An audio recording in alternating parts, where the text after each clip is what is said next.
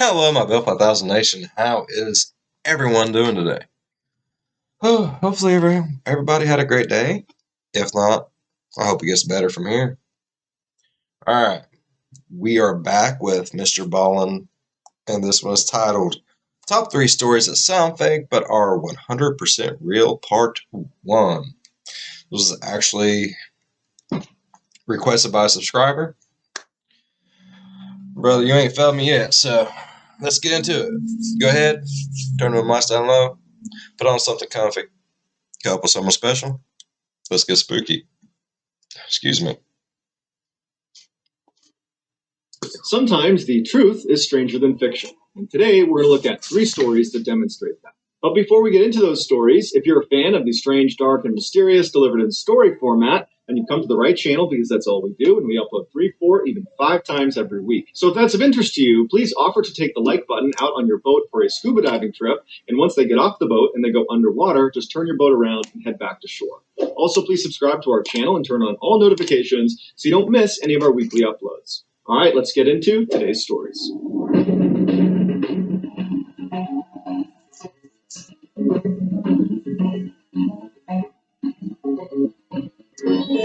Green needles.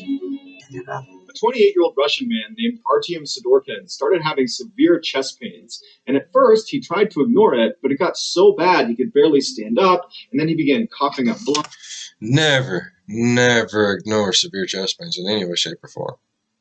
It's not good. Don't do it. Don't do it. Don't do it. Don't do it. And so finally he went to the emergency room. When he got there, even before the doctors examined him or gave him an x-ray, just based on the way he presented to them, being pale in the face and hunched over and very sick looking, they assumed this must be something very serious. So that day, they brought Mr. Sidorkin in for an examination, and after talking to him and hearing about all of the symptoms and just looking at him, the assumption was he probably has a tumor in his lungs. And so they sent him in for an x-ray, and afterwards the radiologist looked at the x-ray and confirmed that, yep, there is a mass growing inside of your lungs. And so before they went to just start removing huge pieces of his lung, they told him that they would like to do a biopsy where they remove a small piece of the tissue and test it to see if it's cancerous or not. And so Mr. Sidorkin is terrified, but he says, okay, he schedules his surgery. He goes in a couple days later, and the surgeon pulls out a piece of his lung tissue, and as it's sitting on the tray, he looks down at the tissue, the surgeon does, and he realizes there's something hidden inside of the tissue, as if the tissue was like an envelope holding something inside of it. And so he opened it up, and there, growing on the side of his lung, was a small fir tree. It was 5 centimeters long. It was green. It looked very lively. It was just a thriving little tree. The doctors believed Mr. Sidorkin, who was a botanist, had inhaled a seed of a fir tree, and it got lodged inside of his lung tissue. And then as it grew, its pine needles began piercing his blood capillaries, causing him to cough up blood. After the discovery of what was in... Can that actually happen? I mean, my big man. Can. Oh my God. I go hiking. I go outside a lot. I could be breathing in all kinds. I'm done. Yeah. Mr. Ballin has ruined the outside world for me now.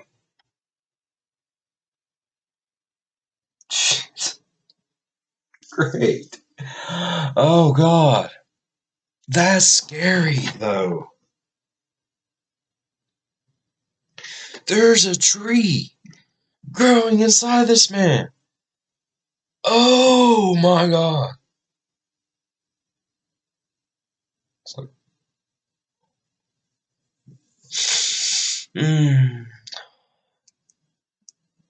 everywhere he went, it smelled like Christmas. Lung, a spokeswoman for the Royal Botanic Gardens in London, said that it is possible for a You deserve better. I'm sorry. seed to germinate inside of the dark, damp conditions inside of a lung, but it is unbelievably bizarre. When doctors informed Mr. Sidorkin that he did not have cancer, he had a tree, Mr. Sidorkin was shocked, and he said, I never got the sense that there was a tree growing inside of me. But more than shocked, he was just relieved that he was cancer-free. There is a picture of this tree inside of his lung tissue, but it's a bit graphic, so if you want to see it, go ahead and Google tree and lung, and I'm sure you'll find it. Do it. Do it. Do it. I'm going to do it. Do it. I'm doing it. I'm doing it. I'll do it. I'll do it. I don't know why I'm doing it now. Yeah. Growing up, Pauline Dakin always suspected that there was just something off about her family. Years later, she would find out she was right. In 1970, when she was 5 years old, her parents, Ruth and Warren, No. Let's stop with the tree person. There's something wrong with my family. separated. And to Pauline, it wasn't that much of a shock because her father, Warren, her extremely violent. But after they separated and Pauline, her mother, and brother had moved into another house on the other side of Vancouver, Canada, Pauline noticed her mom started to act really anxious all the time, but she never knew why. When Pauline was 9, her mother told her and her brother that they were going to go on a vacation to Winnipeg, which is 1,000 miles away from Vancouver. And so they loaded up the van, they hopped in, and they drove all the way to Winnipeg. And when they got out, they went inside their new vacation home, and Ruth informed her children that they were actually never going back to Vancouver. And when Pauline and her brother said, "Why? Dad's still back in Vancouver. I want to see Dad." But Pauline said, "Sorry, kids, this is the way it has to be. And when you're old enough, I'll explain everything." Confused and sad, Pauline and her brother began starting a new life in Winnipeg. Over the next 4 years, Pauline never saw her father, and so she lost touch with him. But she started making a couple close friends in Winnipeg, and she was starting to feel like this was home. But right as she was starting to feel normal, her mother told her and her brother that they needed to move right now all over again. This time they were going to go all the way to New Brunswick, the far east side of Canada. Their mother made them swear they would tell no one about this move. But later that day, when Pauline was with her best friend Wendy, she let it slip that she was moving. And so when Ruth came to pick Pauline up from Wendy's house, the two girls had to affect these sort of breezy goodbyes to each other so that Pauline's mother wouldn't suspect anything. Once in New Brunswick, the family did put down roots and they stayed there for many years. But Pauline's mother still was just incredibly anxious and paranoid about something. The kids just had no idea what it was. Fast forward to 1988, when Pauline was 23 years old. She had moved 2 hours away from the family home in New Brunswick and was living with her boyfriend and was working as a reporter at a local newspaper. And during that time, her mother called her and said, "Hey, I'd like to meet you at a motel. I'm finally ready to tell you everything about your childhood." Pauline was really intrigued and excited. This was a conversation that was literally decades in the making.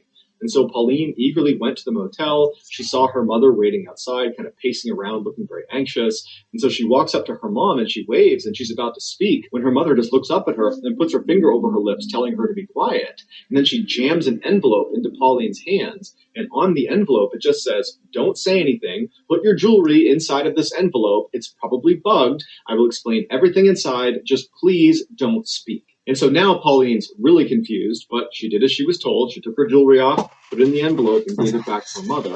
And then the two of them silently walked into the motel, into the room where Pauline's mother was staying. When they went inside, there was a man sitting in the middle of the room that Pauline immediately recognized. It was the reverend of their church when they used to live in Vancouver. His name was Stan Sears, and Pauline's mother had been his secretary the whole time they'd gone to that church. Pauline always knew her mother and Stan were close friends, and in fact had kept in touch after they left Vancouver and were in Winnipeg and then New Brunswick. In fact, Pauline remembers periodically seeing Stan show up in Winnipeg and New Brunswick to visit with Pauline's mother. So it was a surprise, but not a total shock when Pauline's mother confessed to her that in fact she and Stan had fallen in love.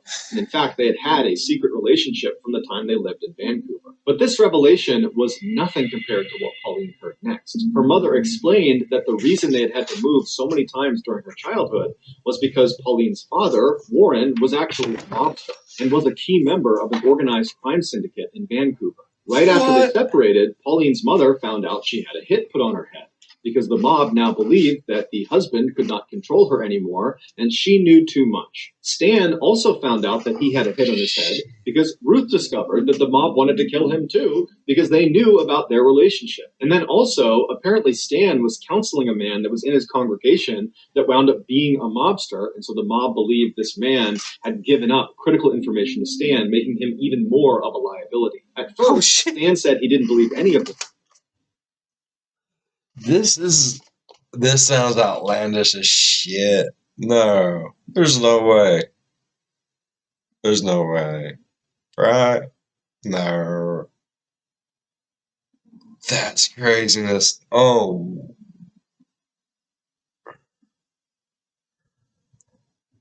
Did they have? I mean, did the mom change their names? Even like so many questions. But when he found out the man he had been counseling had been assassinated, he knew it was true. They decided not to tell the police and instead go into hiding together because Pauline's mother knew what happened to families that snitched on the mob. They were made examples of. And so when Pauline and her family moved to Winnipeg and then to New Brunswick, Stan actually moved there as well in tandem, which is why Pauline had seen him periodically showing up at their house to visit with Pauline's mother. Pauline was understandably completely shocked. But at the same time, she was kind of happy to have some sort of explanation for all the strange things that had happened in the. I'd be like, nah. If someone told me that, if mom, nah, I'd be like, mom, you're bullshit. I would. I'm sorry. If my mom sit down, looked me in the eye, told me something else like that, I'd be like, bullshit. No, no, no. I wouldn't just be like, oh, okay, that's pretty cool. Childhood. And so over the course of the next several hours, Pauline sat in this motel room with her mother and Stan and asked them every question she could think of. And she discovered that whenever she came home from school and she found her mother furiously pulling all the food out of the fridge and the pantry, throwing it all away with no explanation, that was actually because they found out the mob had tried to poison them. Or these 6 different times Pauline was unenrolled from the school she was at and then moved to a different school across town, that was because there was a credible threat the mob had discovered where Pauline was going to school. And so by the end of the weekend, Pauline not only learned about this totally crazy past she had, but she also learned that she was still in danger. And so before Pauline headed back home, she asked her mother and Stan what she should do to stay safe. And Pauline's mother said, well, that's actually the reason we called you here now, because after all these years, we were just tired of being in hiding. And so we've already spoken to the authorities, and they've moved us into a special witness protection program for families connected to the mob. When you enter this program, it's referred to as entering the weird world, where basically you're not really safe, but you have agents that follow you around that are undercover that track what you're doing and make sure there's no assassination attempt on you. And before Pauline could even ask, her mother told her that as a measure of her and Stan entering the weird world, they asked that a couple of agents monitor Pauline and her brother, even though they didn't know they were being monitored. At this point, Stan reached forward with a radio and he said, here's a radio that actually broadcasts to the agents that are following you pretty much all the time. But you should only use it if you're truly in a desperate situation, because as soon as you call out for help, there are going to be people that are risking their lives to come save you. As Pauline is holding this radio, she looks at her mom and Stan and she says, well, what happened to Dad? Is he in jail? And at this point, Pauline's mother says, no, he's not. He's in the weird world too. And she handed Pauline a letter that was from her father addressed to Pauline. And it basically spelled out that he had been moved into the weird world and he was looking forward to Pauline joining them at some point when she was ready. So now Pauline has this radio and this letter, and she's looking at her mother and Stan, and she's just totally overwhelmed. And her mother just tells her, go home, think about what you want to do next. And if you want to join the witness protection program and join the weird world with us, just let me know and we'll make it happen. And so Pauline, who's in a total state of shock, gives her mom a hug and gives Stan a hug and says, okay, bye, I'll be in touch. And she leaves the motel and she gets in her car and she's about to back up when she looks and sees Stan running outside holding something in his hand. And so Pauline stops, Stan runs up to the window, and he says, hey, I forgot to give you this. And he held up this round piece of metal that he told her was a GPS transponder. It was magnetized, and she should put it out of sight underneath her car. And what it does is it constantly gives off her location to the agents that are following her. So if she was in trouble, it would be easier for them to find. And so Pauline thanked him, put the transponder under her car, and Stan went back. Are you all hearing the same mess that I'm hearing? Like, I know I haven't said nothing for a minute because I'm trying to just take all this in. Like, okay, so Daddy was in the mob, and family goes with him. I mean, that's just how it is. Now the preacher, the mom and the preacher, the dad's in the thing. There's a weird world. There's a non-weird world. There's people watching. There's people not watching. People trying to kill people, poison people to get out their way. What the? What kind of life is that? I think I would have rather known whenever I was little. Thinking this, no, kid thinking that all that, no, that craziness ain't normal. God. Into the motel. And so Pauline went back home with the intention of just digesting this information, knowing that she was being watched, she had this radio, she was, relatively safe. And her plan was to just give it a couple of days before she committed to joining the witness protection program and joining the weird world. But after only a couple of days, her paranoia was so high that she dumped her boyfriend, she quit her job, and she moved out of her house into a separate apartment. And she called her mother and said, "I can't take it anymore. I feel totally unsafe. I want to join the weird world." Her mother and Stan were delighted at her decision, but they told her it wasn't a simple process getting into the weird world, that a lot of people were involved in her basically giving up her old life and entering this new one. And so Pauline's mother told her that she would be in touch with one of her agents and they would contact Pauline when it was time for her to go. And so, anxious and scared, Pauline began to wait and wait and wait. And her mother said, "Oh, just give it some time. They'll be in touch soon."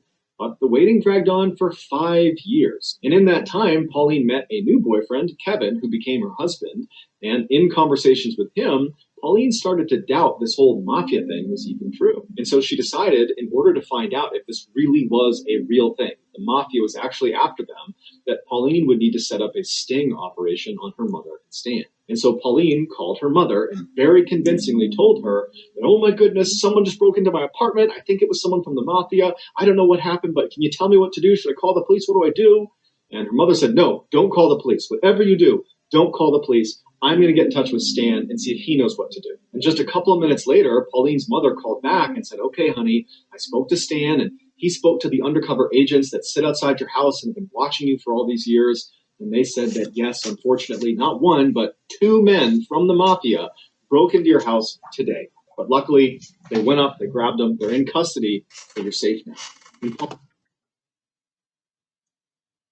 Oh, I would knock the shit out of someone. Bro. But, what if it did actually happen though? Oh God. There's two. I don't trust my judgments on Mr. Ballen videos no more. I don't. Pauline said, "Mom, I made that up. No one's been in my apartment. I've been here the whole day. I lied to you. No one broke in." And it was at this point that Pauline realized her mother and Stan had been living a lie since she was 5 years old. There was no mafia. Her father was not a mobster in some Vancouver crime syndicate. It was all made up.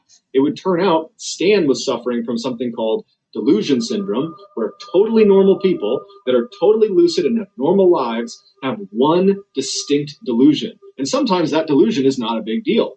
But sometimes it is, like they believe the mafia is after them. And during his relationship with Pauline's mother, he passed on his delusion to her through something called folie à deux, which translates to madness for two, which is shared delusion syndrome, where someone who's delusional, who's a dominant personality, can pass that on to a subordinate personality. After confronting her mother and also confronting Stan at a later date, neither of them said, "This is a lie, you're right, you caught us," because they believed it. And they took to their graves the belief that the mafia was after them. Their biggest concern after Pauline said this isn't true was not that they had been exposed as potential frauds. It was that, oh no, Pauline's going to expose herself to the mafia because she's not using her GPS transponder or her radio or living in the weird world with us. She's going to get assassinated by the mafia. And so even though Pauline never got an apology from her mother or got to really talk about the insanity of this whole situation, because again, her mother and Stan took to the graves the belief that the mafia was in fact after them, Pauline ultimately made peace with the situation by writing a best-selling memoir called Run, Hide, Repeat. It is linked in the description below. Check it out. That's awful. Oh my God. I never even heard of nothing like that. I didn't know you could just make someone crazy by being crazy next to him. I know he's not crazy. I get it. I understand. I know.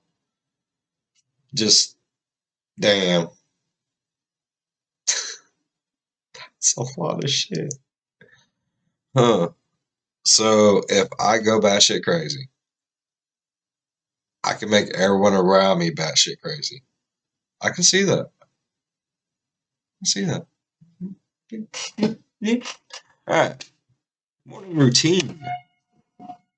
In November of 2004, 52-year-old Peter Porco and his wife, 54-year-old Joan Porco, were like so many other middle-aged, middle-class Americans. They lived in Del Mar, New York, in a comfortable two-story home, and they worked for a living. Peter was an appellate court clerk, and Joan was a speech pathologist. They had been married for over 30 years, and they had 2 sons. Christopher was a 21-year-old student at the University of Rochester, and his brother, Jonathan, was a 23-year-old naval officer stationed at a submarine base in Groton, Connecticut. On Monday, November 15th, 2004, Peter woke up to start his typical Monday morning work routine. He got up, he got out of bed, he went to the bathroom, he relieved himself, he looked in the mirror, he shaved, he got dressed in his work clothes, he went downstairs, he put on a pot of coffee. While the coffee was brewing, he unloaded the dishwasher and then put the dirty dishes into the dishwasher and started it. He wanted to get his newspaper, so he went outside, he got his newspaper, but he realized he locked himself out of the front door, so he got the spare key out from underneath the mat, opened the front door, went inside, he sat down, had some coffee, read the newspaper. After a few minutes, he put his coffee cup in the sink, he packed himself a lunch in his lunchbox, and then he headed for the door to head for work. Peter was known as a very reliable employee who was also very punctual and rarely missed work. So when he didn't... Sounds like he's a very meticulous person. I mean, he probably was an amazing employee. Get to work that Monday morning, the court was a little bit confused. Why are we saying was? Is he dead? Oh, shit. Called him to see if he was okay. He didn't pick up. So they dispatched a court officer to go make sure he was okay. And so the officer arrives at his house. He sees cars in the driveway, front door shut. He goes up, he knocks on the door. Nobody answers. He tries the handle of the front door. He realizes it's open. So he opens the door and he yells out, "Hey, I'm just looking for Peter." And the door hits something on the ground. He pokes his head inside and looks down. And there on the ground, the thing blocking the door, is Peter Porco's body. He's clearly deceased. And he clearly has a massive head wound. The court officer steps outside immediately, calls 911. Local police show up. They go inside, and sure enough, Peter is dead. They go upstairs, and they find his wife, Joan, in bed, also with a massive head wound, but she was still alive. Joan was rushed to a hospital where she underwent emergency surgery and then was put into a medically induced coma. Meanwhile, the police began their investigation into who could have done this. They quickly discovered that the home's alarm system had been smashed, and a phone line, because there still was landlines at the time, had been cut from the outside, and a screen in one of the windows had been slashed that looked like the way someone climbed into the house. However, nothing appeared to have happened because police almost immediately found Peter's wallet with money inside of it still sitting in the house, as well as very expensive jewelry that belonged to Joan still sitting in the house. As they continued to search the house, they discovered a fireman's axe that belonged to the Porcos hidden inside of one of the bedroom closets. And it was very clear this was the murder weapon. The Porco sons had been away during this attack. John was on his submarine in Connecticut, and Chris was at the University of Rochester. And in fact, Chris found out about... Did he stay on his submarine in Connecticut? I want a submarine. The attack on his parents when he saw a news report. Because this story of this innocent, typical-seeming American couple in a quiet suburb getting struck down by some axe-wielding maniac had gone totally viral, and it was all over the news. And so Chris called the police to get more information about his... Here's the recording. Hi, my name is Chris Porco. I was just called by a Times Union saying that my parents were found dead this afternoon. I was wondering if you had any information on me. Hey, Chris, whereabouts are you? I'm at school in Rochester, New York. Okay, you're in Rochester? Yeah. Okay, and you're hearing from the Times Union? Yeah, they said my parents were found, I guess, I don't know, they didn't say how or anything. So you will be here probably, you're going to go right to Albany Med? I don't know, I don't even know where my mom is. But... Yeah, she is at Albany Med. Okay, do you know her condition? No, because I haven't talked to her. Let me give you my pager number. As you can tell, Chris is extremely emotional. He's beside himself. He can barely speak. He's so upset about what's happened to his parents. No, actually, he sounds as calm as if he's ordering a pizza. Yeah. Because Chris Porco was actually a psychopath, and he was the one who attacked his parents with the axe. As it turns out, Chris was failing at school and taking out huge loans in his father's name by forging his signature. And his father found out about it. So Mr. and Mrs. Porco write their son a strongly worded email where they tell him this behavior has to stop, and they're very disappointed in him, but they love him and they will help him get back on his feet. Chris responded by driving home in the middle of the night, sneaking into his house, and attacking his parents with an axe. While this case is already disturbing and horrific and tragic, it's what happens to Chris's father after the attack that makes it one of the most brutal cases of all time. After being struck... Okay, hold on, hold on, Mr. Ball. Don't just go right into it. Give somebody a second to prepare, okay? All right. Hold on.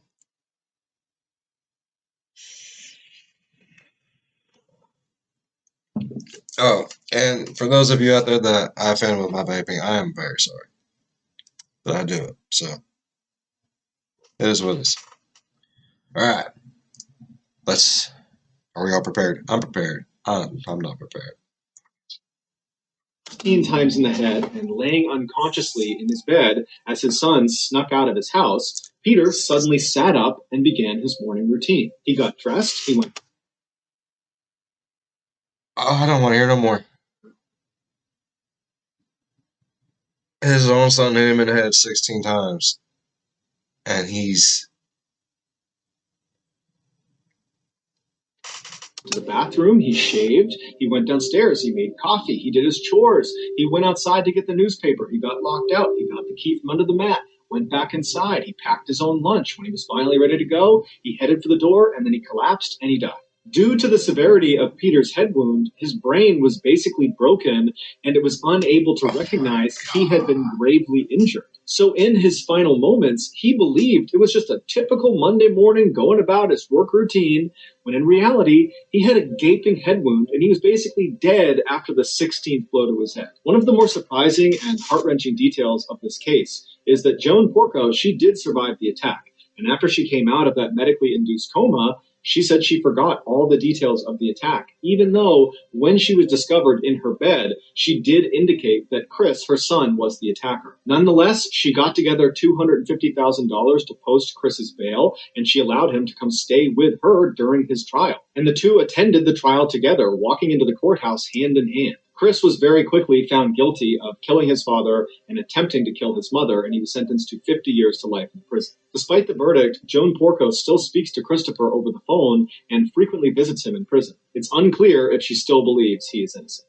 So that's going to do it, guys. If you found the secret in today's episode, let us know in the comments. I was so sad. Oh. I mean, damn. Like maybe if... No.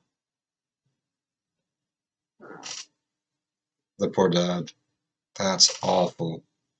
Was already, so he's just like zombified, just going through the motions, like whenever you pull a spider's leg off and it keeps like twitching and stuff, it's just I guess reaction, because Mr. Ballin said, you know, like after 16th hit in the head, he was dead. Like, that's crazy. That's sad. Like, oh my God. Oh, and the poor mom, oh shit. Like, and she doesn't even remember it. And she's defending the kid that killed her husband, and oh. Alright, bro, that one, damn.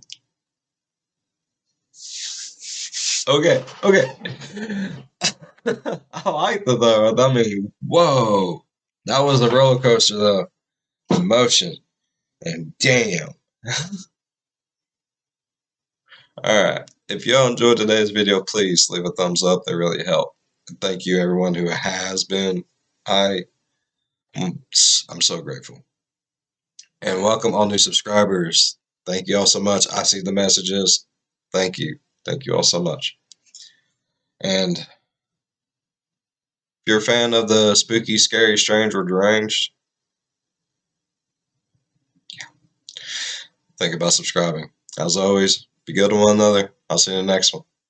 Bye-bye. What the fuck, bro?